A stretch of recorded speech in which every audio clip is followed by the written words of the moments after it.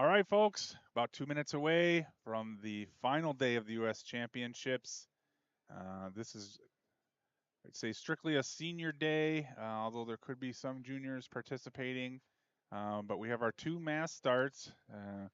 Low numbers for today, I think, in part because based on the way the new ISU is set up, the new rules, you take the accumulation of points from 6 World Cups.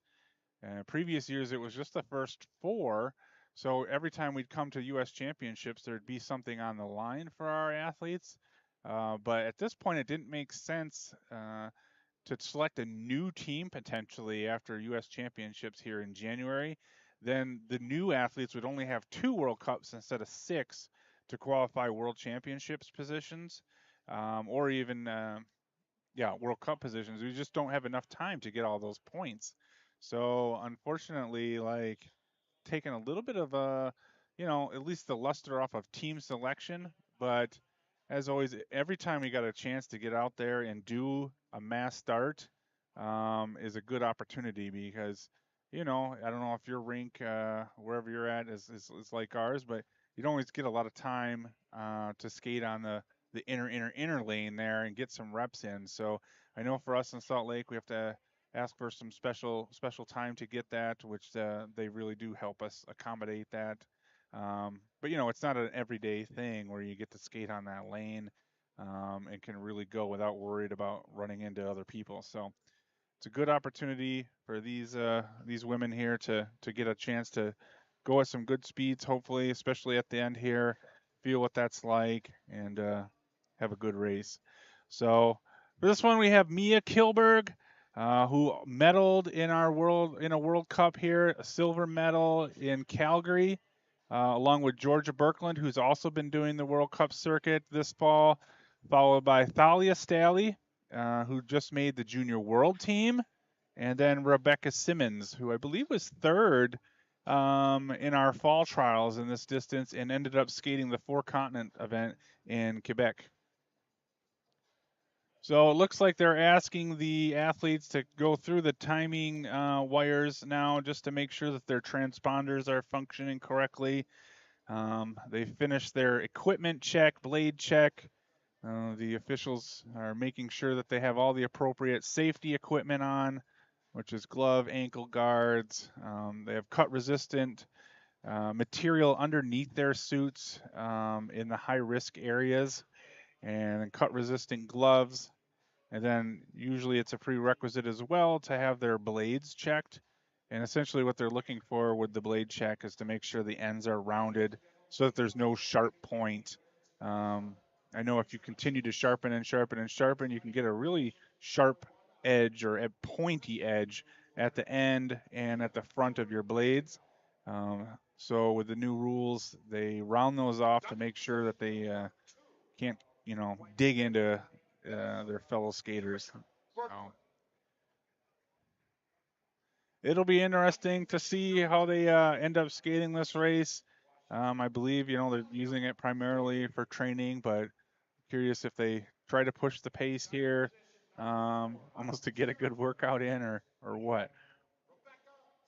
I would anticipate. I mean, traditionally, I'd say the last 2 years on the men's side, the distance group, the long distance team, has really pushed the pace each time. Well, and didn't even let Thalia get set there, but got to be careful in that mass start. I don't know if you guys know this. There are no false starts in the mass start. So if you were to have jumped out there, you'd be out of the race, unfortunately. So you'll see Mia. I think Georgia does it now too, where they just stand there. They don't even get into a ready position just to make sure that there's just no movement or any reason for them to get DQ'd. And also the start is pretty irrelevant in the sense that they take this first lap. It's almost a safety lap where they stay controlled together. No one's allowed to make any attacks this first lap. And then the race really begins here after they shoot the gun here after this first lap. So now people are free to attack and switch positions and do whatever they like or whatever tactic they need to try to win this race. So the other thing that we want to make a note of, they do have sprint points. So there's a sprint point at every 4 laps. So with 12 to go, 8 to go, and 4 to go, that go and add to your accumulation of points. Essentially, you can't move up a position. If you get first, second, or third, that's going to be your position. But those sprint points can determine other positions. At this point, with just 4 athletes, it's not going to matter too much for that. We should hear a bell lap each time they go into a sprint lap. So it's not necessarily 1 to go, but that lap is for a sprint lap.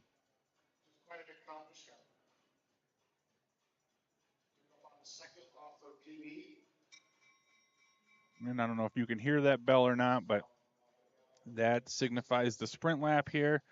So whoever comes across the line in the first 3 positions will earn points, 3, 2, and 1 point.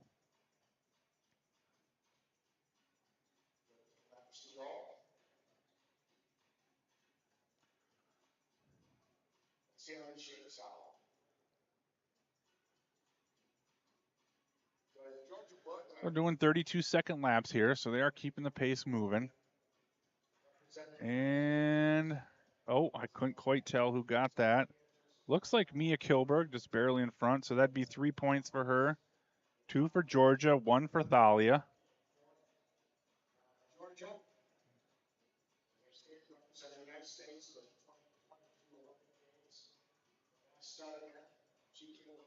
Both Mia and Georgia were in the 2022 Olympic Games for this event.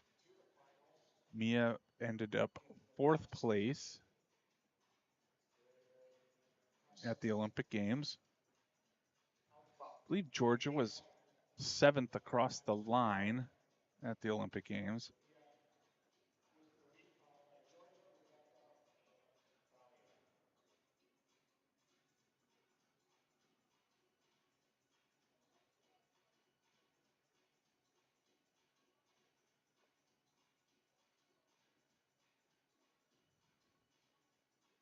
We did have some discussion about combining the men's and women's races today.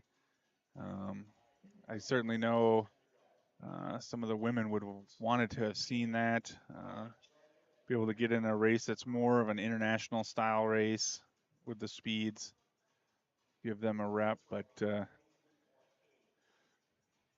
sometimes it's tough to make change when we're already going. There's published schedules out there, volunteers planning on doing certain things, so try to stick with the schedule as best we can, but definitely need to take a look at the format going forward here of, what the ISU is presenting us, what our options are, and how we can get some more girls out here. I definitely think that there was some top juniors that didn't have a qualifying time yet for this event, but would love to have seen them out here in hindsight competing with these girls. I think we put those qualifying times out there so that someone that's just doesn't have the experience in a mass start would have to spend some more time getting those times before they hopped out here, really for safety reasons. And if we're picking a team, we didn't want someone that's not experienced to fall or take out one of our women that are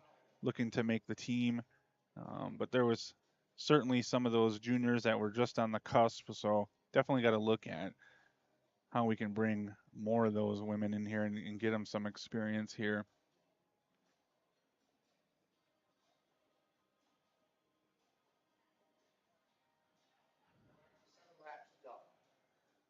So coming up, 7 laps to go. This is a 16-lap race. They're holding their 32s pretty well, it looks like. Oh, that's a 36, so not that lap.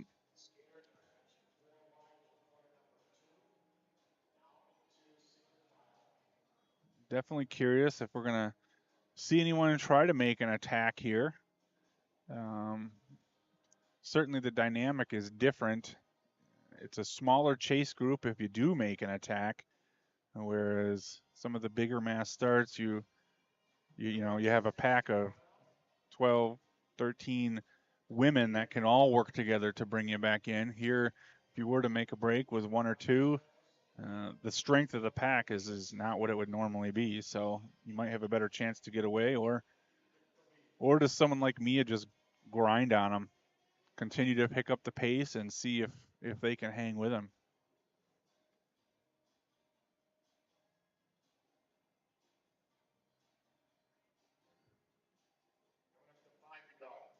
Coming up on 5 to go here. This is another sprint lap.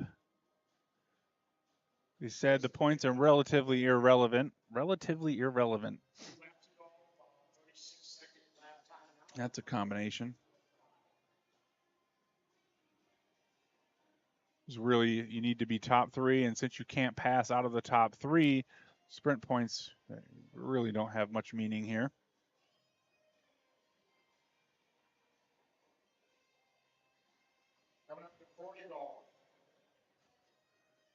And that will be Mia, Rebecca, Georgia, and Thalia in 4th there. 32-second lap.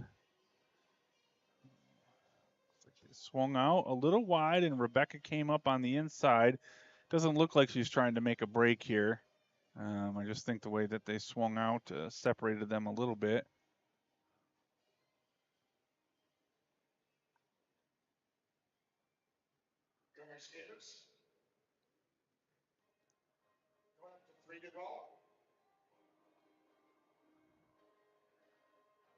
Three laps to go.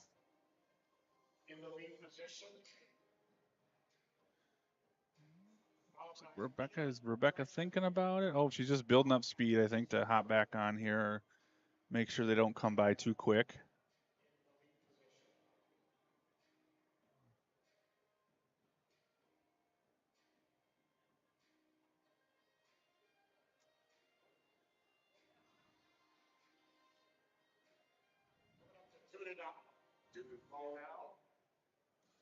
Okay, 2 to go. I'm curious what this last lap will be. After this, I'm sure they'll start building speed here a little bit. They are building in this corner. Maybe build up a little bit in this next corner. I know Mia's been working, and Georgia, on their closing speed and their top speed here for the pack sprint. So I'm sure that's something that they'll still try to be working on here. Although they're not going to come across the line with too much speed here, so at least time-wise, probably not going to be the fastest lap. Looks like she's just kind of slowly building.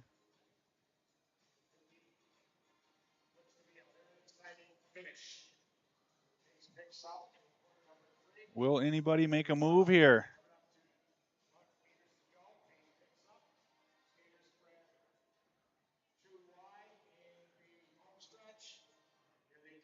And it is Mia through. 29.8 last lap for both her and Georgia. Rebecca Simmons with a 9.9. And so that will be your finishing order then as well. Mia, Georgia, Rebecca, Thalia.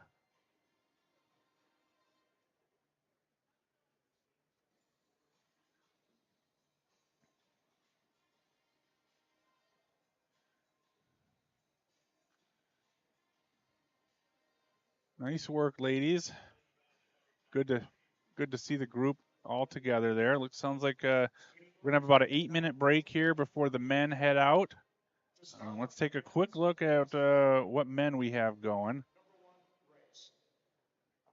Yeah, switch screens here. I know we do have one scratch of this group. Dylan Woodbury is working through some injury things right now and pulled out of this race. But we have Emery Lehman, Casey Dawson, Connor McDermott Mastowi, Ethan Sepron, Augie Herman, Carl Totelli, Tommy Fitzgerald, and William Silk. So a good high quality group here. Not the full 16 that you'd see at the World Cup, but a good quality group. I know we've got 3 of our World Cup leading team pursuiters in there. Ethan and Connor are both qualified in this event for World Cups 5 and 6 based on their results at the Fall World Cup trials. Both been skating good strong mass starts. I know Connor had to really step up his game, get into some finals at the World Cup at the last couple to make sure he's getting World Championship points, and he was able to do that. Um, Ethan's been skating strong ones too. I think 3 out of the 4 he made the final in. Um, but similar to the ladies, working on that finishing sprint as well. Seems like we've been able to hang in there pretty darn good. Uh, and just need to work on that top end speed. And obviously, there's always so many different dynamics with the mass start of who's making breakaways.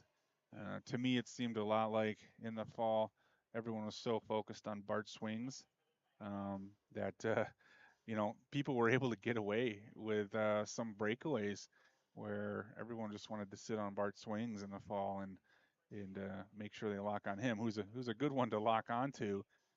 Usually skates really aggressively, but uh, some groups got away this last fall. So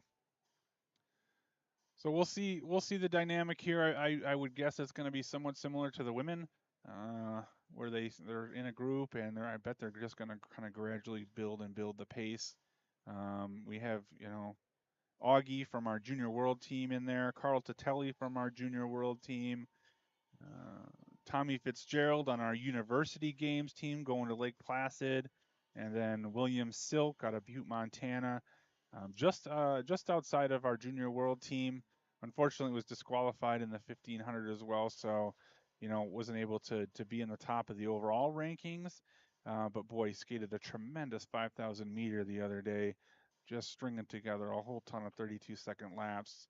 And for a junior B, that's a man, that's an elite race. So I'll take a little break here for 5 minutes, and then we'll come back and be ready for the men.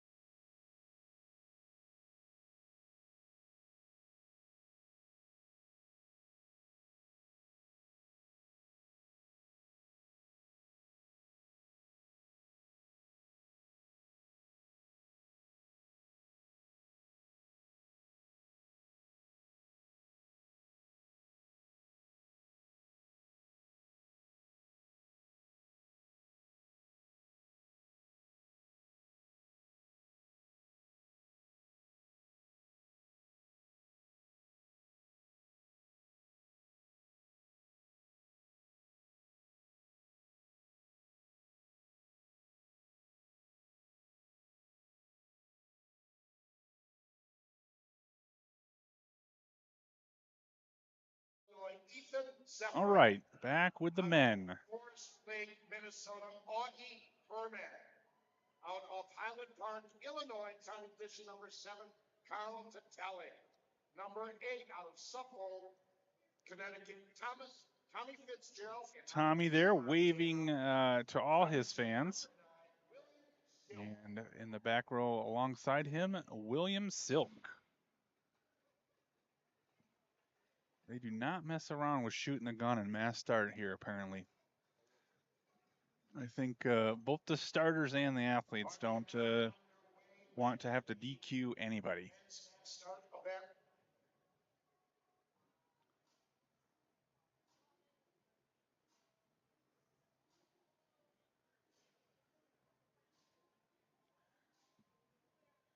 So again, this is the safety lap, the settle in lap, get everyone into position. No one's allowed to make a break here this first lap. So they're stayed all together. Now they shoot the gun, and essentially the race is on at this point to use whatever tactic you deem necessary. Looks like Augie is just lurking in the back there, kind of peeking up. Though he's tall enough that I don't think he needs to look, stand up to look over anybody. It'll be interesting to see, especially with these juniors, do they have something in store for the senior men? I know if it was me, I'd like to mix it up with them. Junior World Cup team member Augie Herman is in the. But 29-second lap there. Said my guess is that they're going to push the pace here pretty darn good. The long distance guys like to keep the pace up for good reason. They don't want any of these sprinter guys to have legs left at the end of these races where they can shoot by them. So on our first sprint lap here, again, the first 3 across the line, next time they come around, will earn 3, 2, and 1 point. Tommy Fitzgerald is right now in the 5th spot. Here come our skaters. This is for the points. There's some points. It looks like Connor wants some points. Put a few in the bank. 29 lap.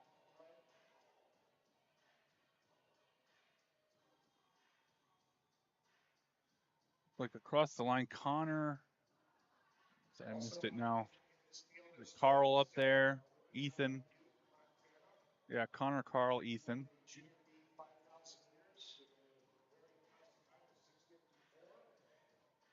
It's, Ethan Sepran up front now. Set a tremendous track record yesterday, 13:09. Bettering the former track record of Casey Dawson, who was the pair before him, who went 13:14, who had just beaten Jonathan Cook's track record of 13:17 in the 10,000 meter. So really cool to see those guys out there trading jabs. You gotta wonder if Casey was the next pair, would he have been able to be the one that went just under, knowing the pace? Yeah. Already went to one screen and she's not there. She already did the women. Oh. Yeah, we posted them. Okay, go up to men. Yeah, she's coming. Oh, okay. Yep. Okay.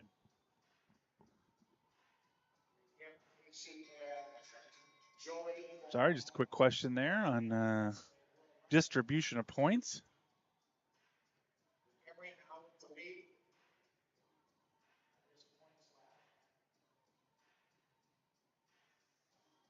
.29-second lap that last time again. Cole Kruger asks, are there any qualification spots up for grabs in this race? Unfortunately not, Cole. I know I was talking about that earlier today. The way that the ISU has the system set up now is you need points from all 6 World Cups in order to get into the World Single Distance Championships. You know, for better or worse. But it really kind of, I don't know, threw a wrench into our U.S. championship system normally you know what you're going to get for a country spot, and you come here to the U.S. Championships, and of course that's where you want to earn your position. But now, if we were to put new people in for those last two World Cups, they'd only get 2 races to get enough points, whereas everyone else gets 6 races. So it would really kind of shoot ourselves in the foot to be swapping people out at this point. But it also is just, a gut punch for what traditionally has been our U.S. championship. So I know there's been a lot of talk going on, and I've gotten a lot of comments and some feedback on, well, what do we do for our system moving forward? We certainly don't want, especially these guys on the brink of making the team. Wait, you didn't make it in October, and now you don't get another shot at going to World Cups? Is just, I can see how it would be demotivating. So we're definitely looking at what are the ways that we can provide some incentives for those guys just off the team. Also, just discussions with the ISU on, how can we make this system so if you're not in the fall that you're out for the rest of the year. But right now they'd basically be fighting for reserve positions here. So Connor and Ethan are the ones that earn the positions at the fall World Cups. If something was to happen to them, then we'd be looking at those next positions to move them up into their spots.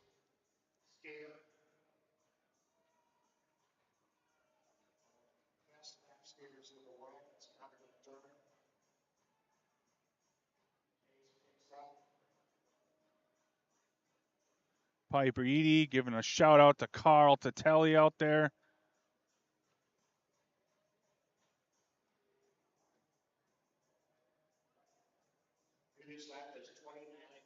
Fortunately, I know talking about the quota positions, we just about in every race we kept one position open at the for the last position, so there was something to fight for here at the U.S. Championships. I think the only one that we weren't able to do that with was the 500 meter men, but based on where we're at with positions now, we should have 4 for next year, so we'll be able to have that open position. So it leaves that carrot out there for anyone that missed the team in the fall to come back in January and still earn a World Cup position.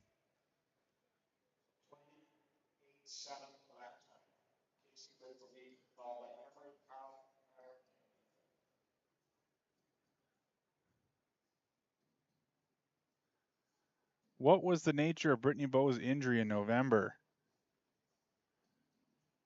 Honestly, like I'm assuming you're referring to why she didn't compete at the Fall World Cups. It was all part of her training plan. I know she's been battling some illnesses here and there, but it was mostly just part of her training plan to try to continue to build a base. She switched over to the long distance team this year, is working on just kind of rebuilding her base. I wouldn't say getting away from the sprints, but a little bit more than what she has. As you may have noticed, she was on our team pursuit team at the Fall World Cups. 24-4, Connor wins that sprint. Ethan 24-4, Emery 26-7. So they were giving it some juice there. Oh, that was the finishing time. My gosh, I got wrapped up in answering questions. My goodness, I thought that was the sprint lap. Lost my focus there a little bit. Sorry about that. But yeah, so that's how they finished. Connor McDermott, Ethan Sepron, Emery Lehman, Casey Dawson, Augie Herman. That's what I'm seeing on the board for across the line. Nice last lap there and a 24-4. Good work, Connor. Same with Ethan Sepron, a 24-5. Okay, I'll try to check, see what our comeback time is here. And then we'll take a little bit of a break. I think we have about a 40-minute break. Let me just see what they announce for a restart time. And then we'll come back then.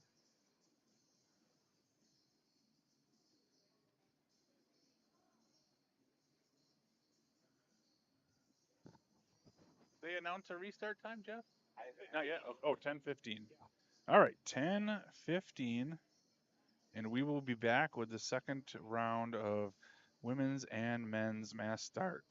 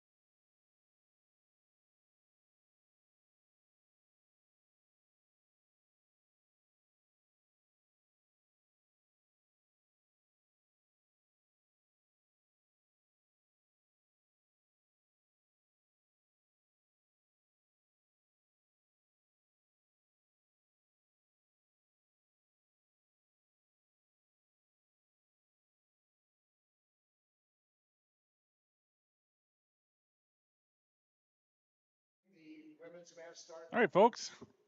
Introductions. Mass start number 2 for the women. Same 4 again. We have Georgia Mia Kilberg on the inside here, Georgia Birkland, Thalia Staley, junior world team member, and on the outside, Rebecca Simmons, 4 continents team member, competed in Quebec in the beginning of December.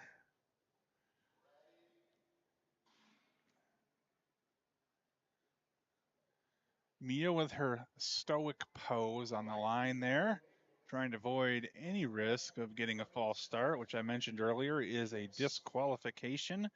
You do not get a warning there. You are just out of the race.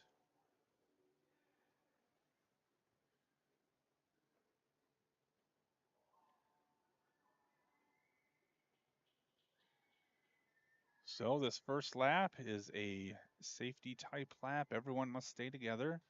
No passing. As they come by, the starter will shoot the gun, which signifies the race is on, and you may use whatever tactic you like within the rules to win the race. So essentially, last race they kept just basically a pace line the whole time with Mia and Georgia, followed by Rebecca and Thalia skating through the line. No big breaks or any attempts at a break really last time. The closest thing we had to it was Rebecca Simmons coming on the inside and the girls swinging to the outside, but there was no real action there. So let's see if we're going to have a similar type race here.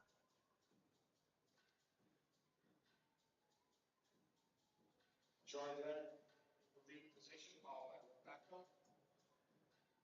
37-second lap. I know last race I was kind of hoping to see what they could do in that last lap. Only ended on, what was it, a 29, I believe? It was a high 28. They came through that finish line with a lap to go with not much speed there too. But hopefully this one we can see what they're able to do in that last lap. You know, the men were at 24.4, which is pretty good. Be cool to see a 23-second lap next race.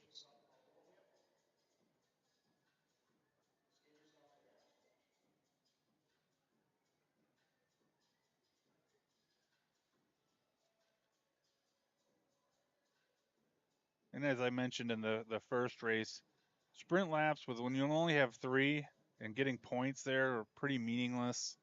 Top 3, you cannot pass someone that's in the top 3 finish. So really the ultimate goal, I mean in general anyways, is to be in the top 3, but if you're with a big huge pack, sometimes those sprint points can help move you up to, you know, a 5th or 6th place or something like that. But at this point with just 4, it's pretty irrelevant.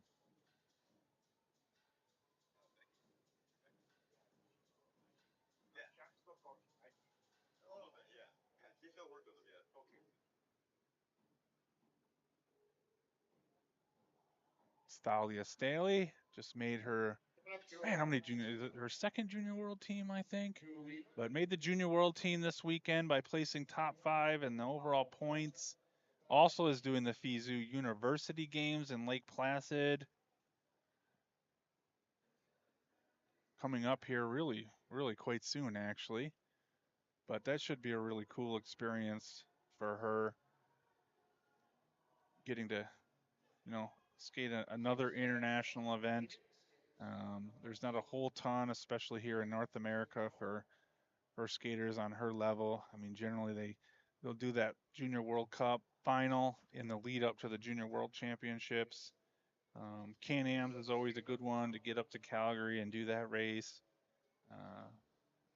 There's no real circuit, at least on this continent, for junior athletes. I know continue to be encouraged to get over to Europe for those, but a lot of kids don't want to miss school for that long and then miss school for, you know, 2-3 weeks again in the winter time. So there's some challenges there. It'd be nice, you know, for Europeans, it's always nice. It's you can just go there for the weekend.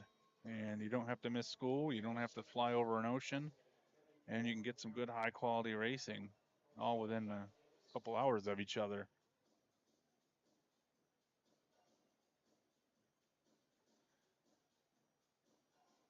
Looks like Mia has taken the lead here. Let's see if she just starts to wind this pace up and maybe challenge the other girls to see if they can hang with her.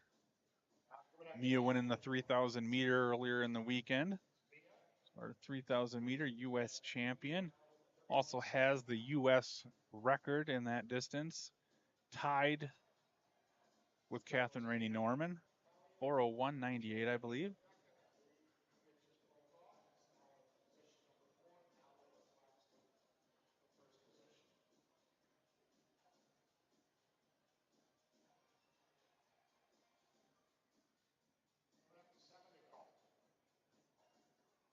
Seven to go here. So a little over halfway. Dahlia pulls off.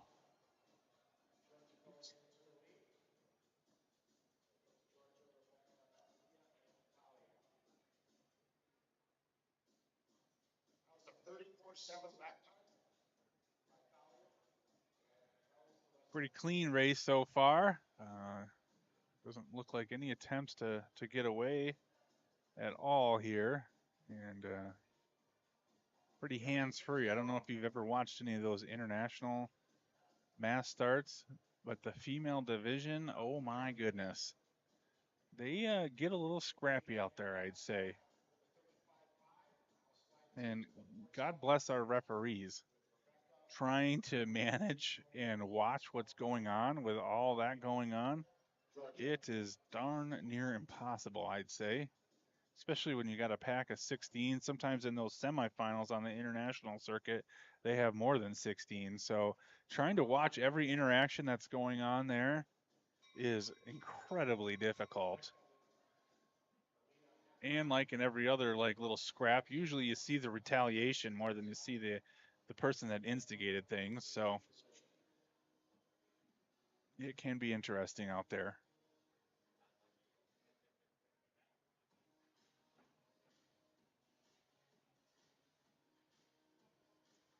But it's certainly exciting to watch. I think one of the fun parts about the mass start is just the dynamics of it. You don't know what's going to happen. Where, sometimes in the time trial events, especially if someone's dominating. I mean, what Sven Kramer had a 10-year run there, where you're like, okay, he's going to win the 5K. Every once in a while, you'd see some people sneaking in there and giving him a run for his money. Some of those time trials, Enrico Fabrice, I remember. A couple others, but also, if you're not familiar with skating too much, it kind of looks the same to watch someone do a time trial every single lap. But I think once you start to watch a little bit more and understand the beauty and watching the lap times of what's going on, then some of those distance time trials can get pretty darn interesting. I know I was saying yesterday in that 10K track record by Ethan Sepron, the races I've seen at the Olympic Games in the 5 and 10,000 meter have to be the most exciting ones I've watched. Just that buildup of anticipation if they can hold the lap times or not.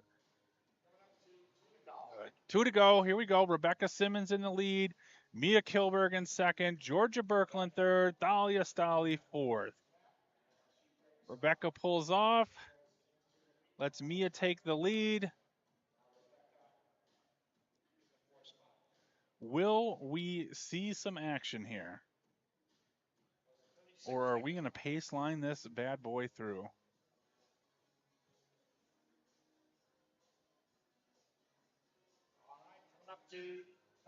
All right, ladies, bell lap. See what we can do for our last lap here. It was a 32.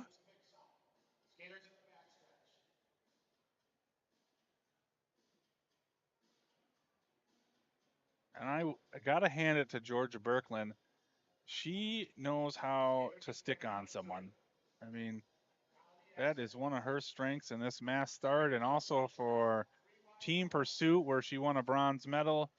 She can lock into someone and just stay there. So same finish again. Mia Kilberg, Georgia Birkland, Rebecca Simmons, and Thalia Staley. So we'll probably have about a 10-minute break usually here between the women and the men. The men will be coming up here shortly. I think I heard 10:35. 10:35. 10:35. We'll be back. Take a little break here, and then we'll be back.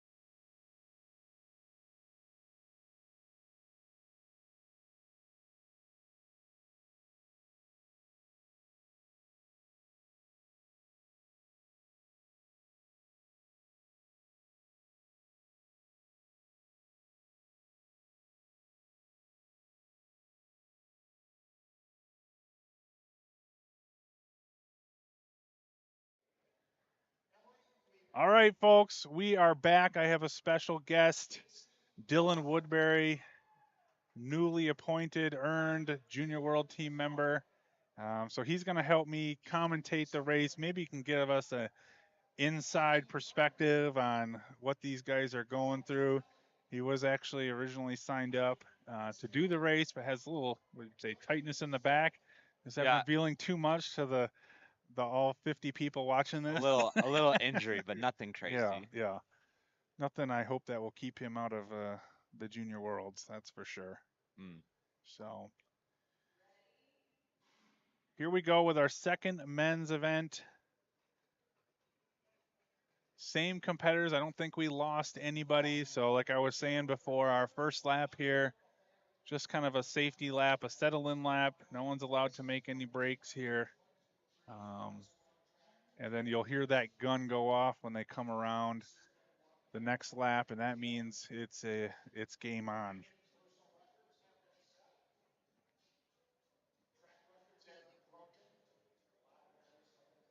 So Dylan, having done a few of these now, is there a lot of chatter going on in there, or not too much, in your opinion? There's always talking. Everybody's talking. Maybe not now, but when we get at like Am Cup 3, Yeah. first 5 laps, everyone's just messing around. Okay. Nothing serious, especially when there's nothing on the line Right. like today. So yeah, everyone's just here for training and having fun. Yeah. I know I was talking earlier, kind of just curious of what the dynamic of these races were going to be. Like I talked to the point that there's no spots up for grads, maybe reserve positions, but it's kind of curious to see, you know, we have the long distance team out there. Are they just going to try to press the pace on everyone, or will someone try to make a move? Yeah, so I was talking to, there's a lot of talk in the weight room downstairs, Yep. and they were just doing consistent laps. Okay. They're not trying to, obviously the ending is going to be a sprint like the last lap, Yep. but there's not going to be any real strategies involved, just keeping consistent laps. Okay. They're going to be switching off the same as the girls did. Maybe more laps for each skater, but same idea. Even with Carl Tatelli out there? Well, I just don't picture Carl following a plan. well, nothing against you, Carl. We love you here, but I hear him listening in the weight room and saying, "Yeah, well, that's a nice plan until I do something." No, he was there, but okay. And he said the first time he put himself right in second because he saw that they were switching leads. Okay. But he got very tired, so now it looks like he's gonna just follow them. Okay. Hopefully he can follow to the end and put something together. Yeah, it's been a long weekend of racing, so I would expect some of these guys have some tired legs. Oh yeah, yeah. Everyone I've talked to is very, very fatigued. Yeah.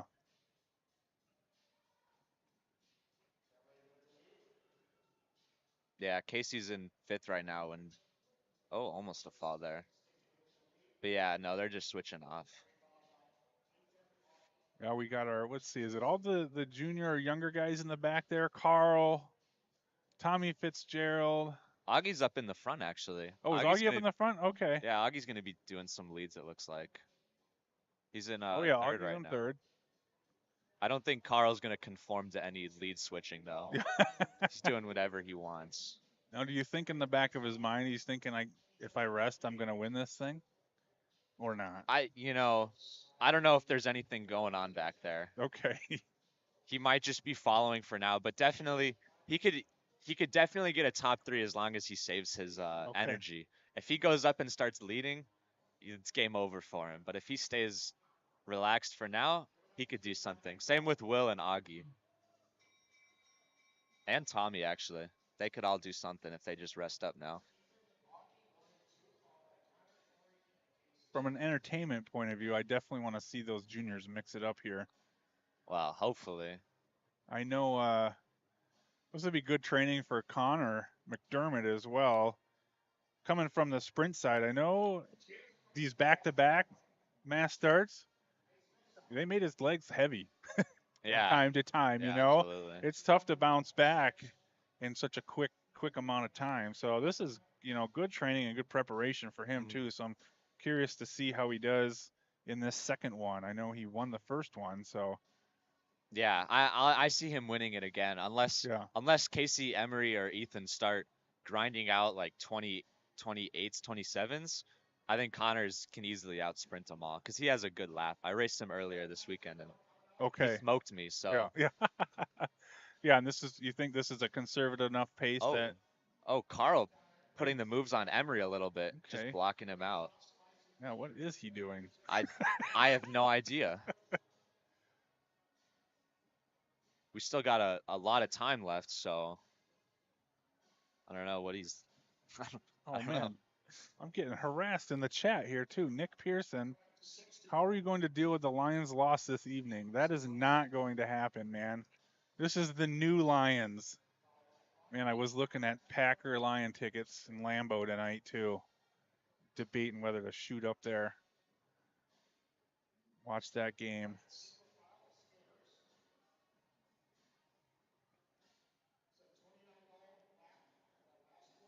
Okay, 9-0s here. Dawson back out front. Yeah. Emery, Connor, Ethan. Carl still sitting in there. I think they're okay. Look, they're gonna start pushing the pace a little bit. Definitely these sprint points, no one should be going for them. So now they're gonna start bringing it down to the 8s and 7s, and then hopefully Connor can stay on. Yeah, just a gradual grind and build here, huh? Yep.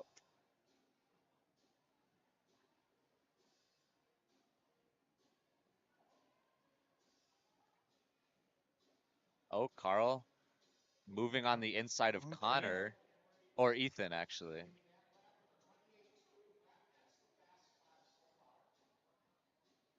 Yep, just like you said, they're starting to wind it up now. 28-2 on that lap.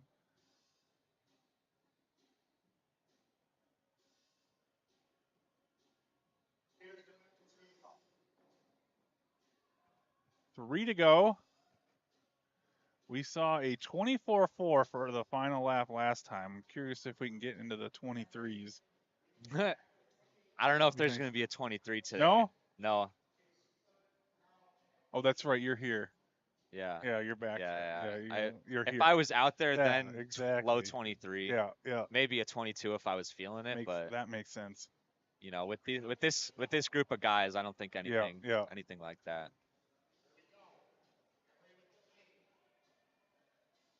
Okay, 28s again. Kind of looks like they're jockeying a little bit. Yeah. Will's still in there. Will could make something happen. Tommy a little off the back. That's okay. I'll tell you what, man. Will Silk had a heck of a 5K this weekend. I know. I keep bringing that up, but man, it was impressive.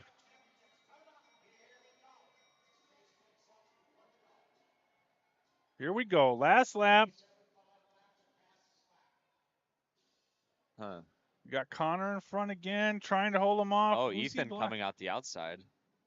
Oh, yeah. Oh, it looks like Ethan might take it, unless Connor can build here. Oh, this looks like it's Ethan. Oh, wow. Just cruising home. Ethan, Connor, Casey, Augie, Emery, Augie. Will, Carl, and then Tommy. That is our finish. So it shouldn't affect overall too much there either. Like I mentioned before, Ethan and Connor will be our guys at the World Cups here for World Cup 5 and 6, trying to make sure that they get that world single distance position. And we got a good combination there, I think, of endurance and some speed with Connor. Yeah, so definitely if both of them can get into the final. Yeah, I think it's a good pair. If the dynamics of the race go correctly, we got a good chance there to sneak on a podium even. Yeah, absolutely. You just never know with the mass start. So, Well, that concludes it. Just like that, a 4-day weekend of junior racing, senior racing, and it ends with that. So, thanks, Dylan, for joining me. Thanks for letting me commentate.